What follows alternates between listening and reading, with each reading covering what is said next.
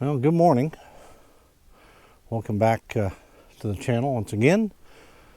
We're out in a very early, cold, very cold, morning here, January.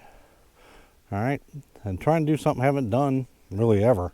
I'm out here using my 51.8, and I am attempting basically, here at the early morning light as the sun hasn't even really started to come up, trying to capture a picture of a covered bridge. This is Pine Bluff. We've been here a few times. There's a lot of snow and stuff here on the ground, which you can't really see because it's so dark. I'm using my basically my the light on my GoPro to be able to actually see me. Otherwise it's so dark you can't. So what are we doing using the 51.8? Well, we're going to talk about that here, in just a couple seconds as I get, set up and make sure I got things level, and then we'll talk about how we're going to make an image. So hold on.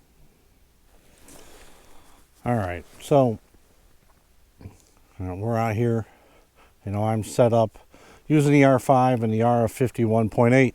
If you remember, about a year ago or so, I came out, I think at that time it was Rolling Stone covered bridge.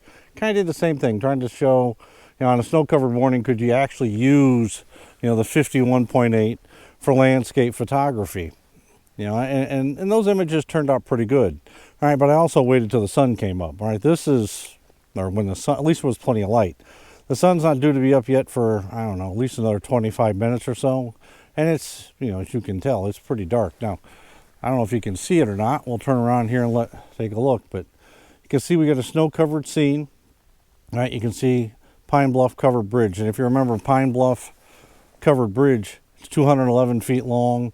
I think it opened in 1915, and it crosses Big Walnut Creek. We're not far from Rolling Stone covered bridge or Cornstalk covered bridge, or let's see, there's another one out here, Baker's Camp covered bridge, all along this creek here within just a few miles of each other. So now, what are we doing? How are we doing this? Basically, as you can see here, as always, my camera goes to sleep, but we'll turn it on so you can see. All right, here's the scene. It's, let's take a look at the back of my camera, see if you can see this. So what are we doing?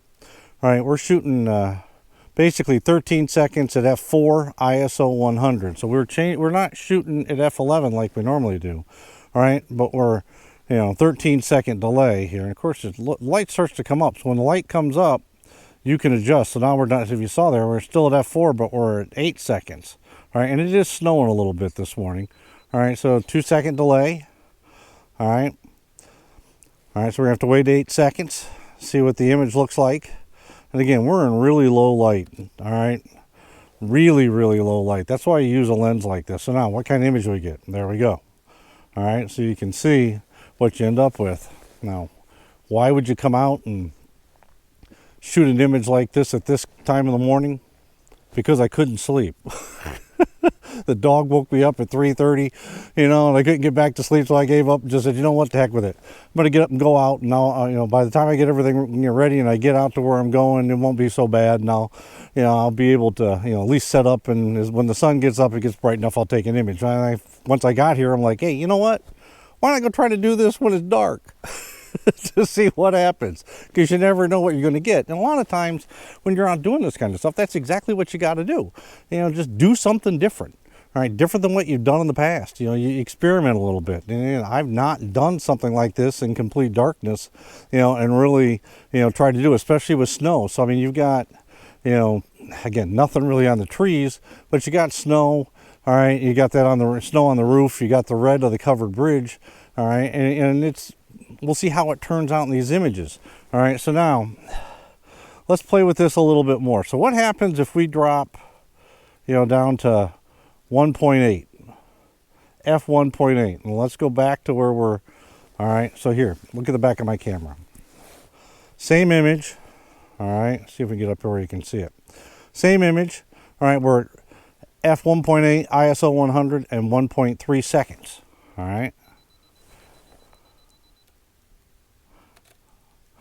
There you go. Now, whenever you're shooting you know, at 1.8, you worry about depth of field.